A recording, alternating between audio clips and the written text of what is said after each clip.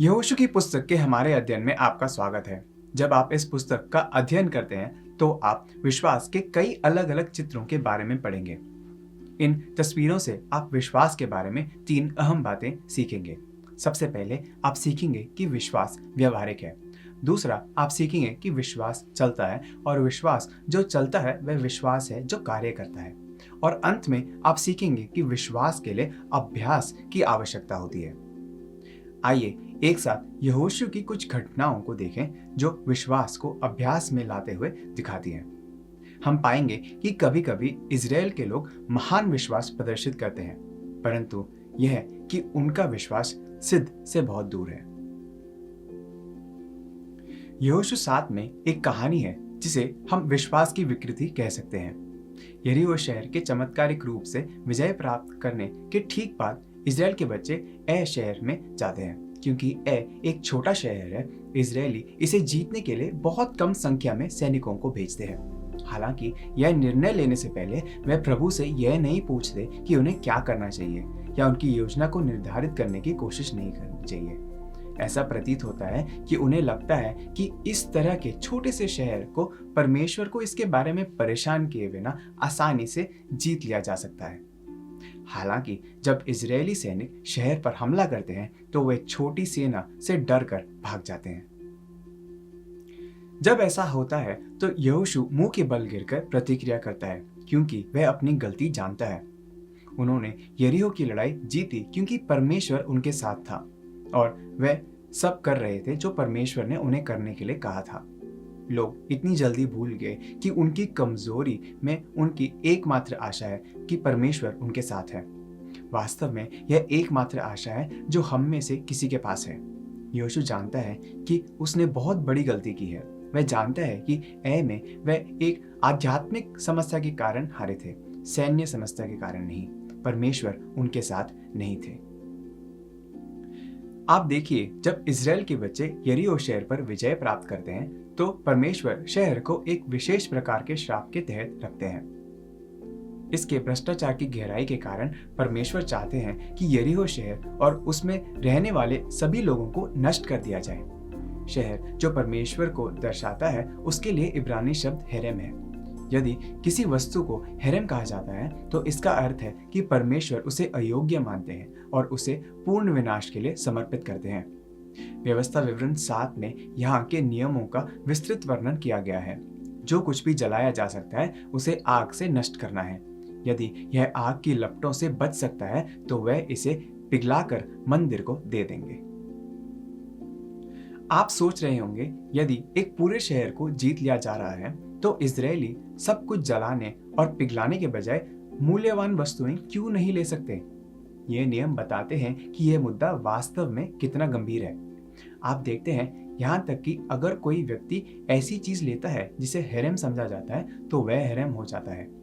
क्योंकि हेरेम पवित्रता की एक विशेष श्रेणी है, हेरेम के श्राप के तहत कुछ लेना पवित्र यहोवा का सीधा अपमान है, जो इसे एक गंभीर पाप बनाता है।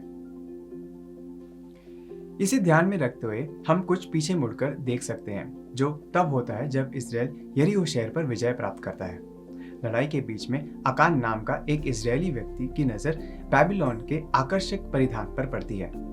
उसने यह भी देखा कि उसके चारों ओर कुछ सोना और कुछ चांदी बिछी हुई थी। फिर वह पाप के उस नमूने में गिर जाता है जिससे हम सभी परिचित हैं।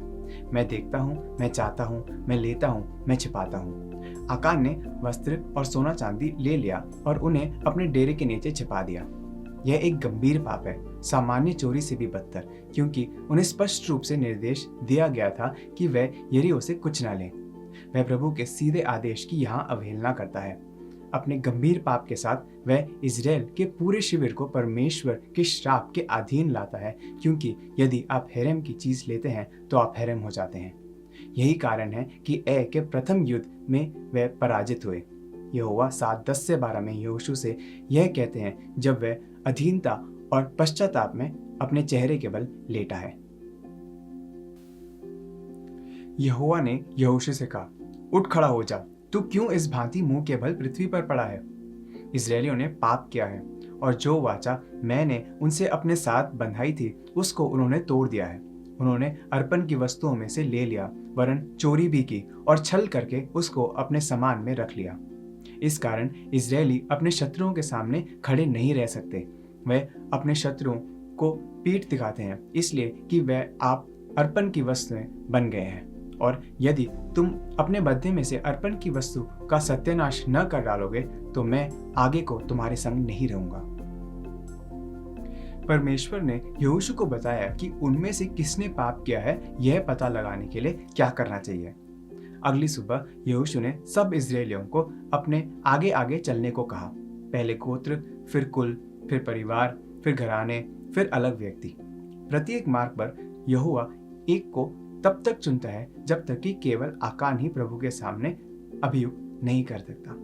यहोशू 7:19 में कहता है मेरे बेटे, इजराइल के परमेश्वर यहोवा का आदर कर और उसके आगे अंगीकार कर, और जो कुछ तूने किया है वह मुझको बता दे और मुझसे कुछ मत छिपा। आकान ने उसी प्रतिरूप का उपयोग करते हुए कबूल किया जिसका पालन उसने अपने पाप में किया था। मैंने देखा, मैंने लालच किया, मैंने लिया, मैंने छुपाया।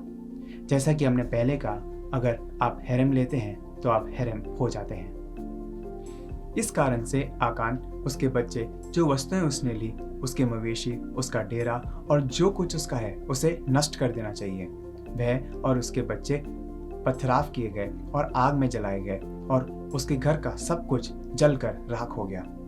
यरीहो से हेरम लेने से आकान का घराना यरीहो के एक छोटे से टुकड़े के समान हो जाता है। जैसे राहाब के विश्वास ने यरीहो में उसके घराने को इजराइल का एक छोटा सा टुकड़ा बना दिया जब उसने जासूसों की मदद की।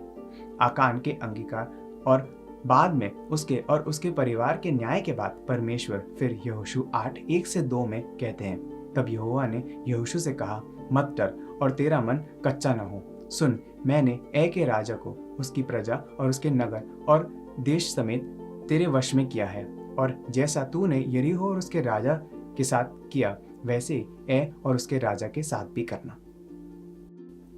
हमारे लिए आवेदन स्पष्ट है। जानबूझकर किया गया पाप परमेश्वर के साथ आपके संबंध को छोटा कर देता है और आपके जीवन पर उसकी आशीष को रोकता है। आकान के विपरीत, जिसने कबूल करने का इंतजार किया जब तक कि वह आखिरी खड़ा नहीं था, आपको अपने जीवन के व्यवहार और कार्यों को लगातार परमेश्वर के सामने रखना चाहिए जब तक कि वह आपको आपके जीवन में एक पाप के लिए दोषी न ठहरा दे। फिर इसे स्वीकार करें, इसका पश्चाताप करें और बदलाव लाने की कोशिश करें। इसका मतलब यह नहीं है कि आप अपने कार्यों के परिणामों से मुक्त हो जाएंगे, लेकिन सच्चा पश्चाताप आपको और परमेश्वर के बीच चीजों को ठीक कर देगा। ए की दूसरी लड़ाई पहले की तुलना में कहीं अधिक सफल है। परमेश्वर इजरायलियों को एक शानदार युद्ध योजना देते हैं और उनके प्रयासों को आशीर्वाद देने के लिए उनके साथ जाते हैं। वे पहले की तरह हमला करते हैं, लेकिन इस बार वे पराजित होने का नाटक करते हैं और ए के लोगों को उनके शहर के फाटकों से खींचते हुए भागना शुरू करते हैं। जबकि यह दृश्य सामने आ रहा है, शेष इजराइल छिपने से उठता है, ए में आसानी से चलता है और उसे नष्ट कर देता है। यरीहो की लड़ाई से पता चलता है कि कभी कभी परमेश्वर आपको एक हास्यास्पद योजना दे सकते हैं, जैसे कि दीवारों के चारों ओर घूमना, ताकि वह आपके विश्वास का परीक्षण कर सकें। लेकिन वह नियम नहीं, वह अपवाद है। ए की लड़ाई दर्शाता है कि वही परमेश्वर जो हमारे विश्वास को परखता है, व्यवस्था का परमेश्वर भी है, योजना का परमेश्वर भी है। आप उम्मीद कर सकते हैं कि परमेश्वर और परमेश्वर के पुरुष या स्त्री के पास एक योजना होगी।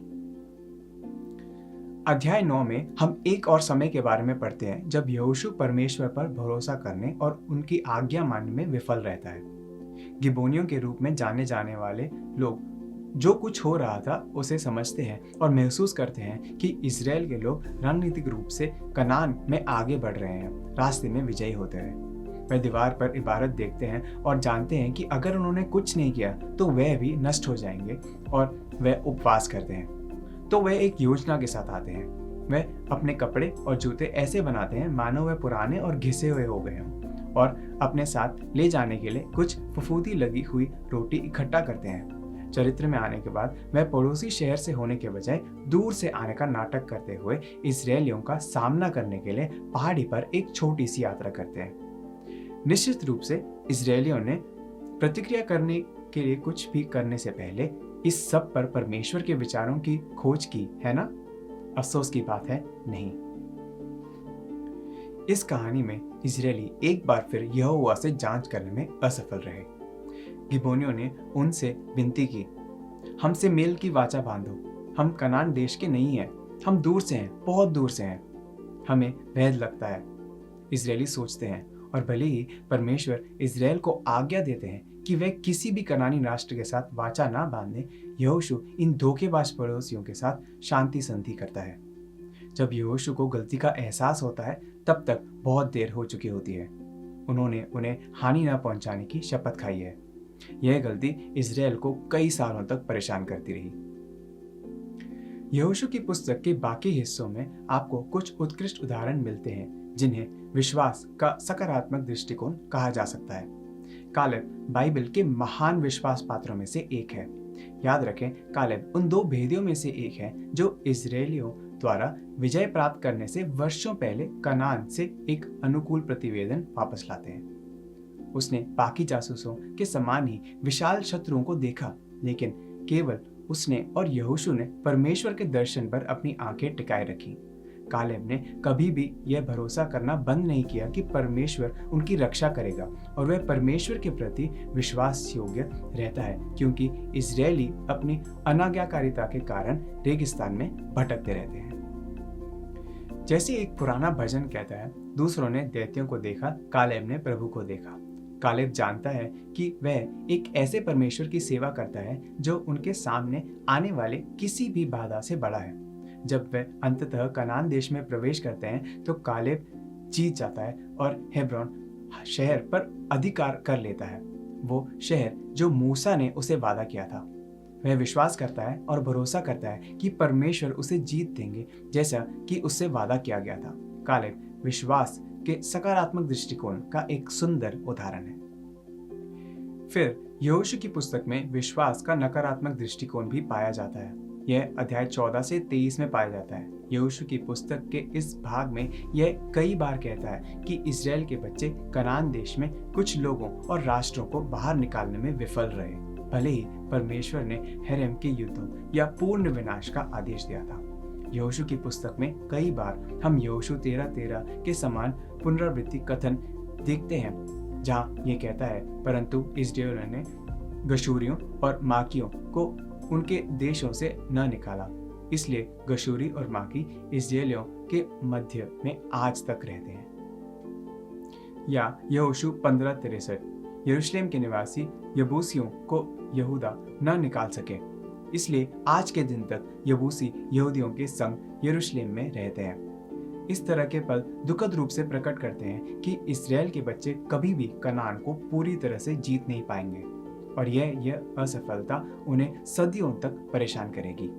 यदि आप बाइबल की अगली पुस्तक न्यायों की पुस्तक को देखते हैं तो आप देखेंगे कि वह राष्ट्र जिन्हें नष्ट किया जाना था लेकिन अब इजरायलियों के बीच रहते हैं, अंत में इजराइल के बच्चों को पराजित करते हैं और उन्हें गुलाम बनाते हैं। कुछ लोग इस कहानी को आध्यात्मिक तरीके से लागू करना पसंद करते हैं। वे अपने जीवन में अविजित कनान पर विजय पाने का उल्लेख करते हैं। जब लोग यह कहते हैं या मुझे अभी भी बहुत से कनान को जीतना है, तो वे इस कहानी से एक सदृश्य बनाते हैं। मिस्र आपके पापपूर्ण जीवन का प्रतिनिधित्व करता है, इससे पहले कि मसीह आपको आपके पाप से मुक्त करे। यह सहायक है, लेकिन यह ना चूके कि परमेश्वर भी आपके लिए आशीषें प्रदान करना चाहता है।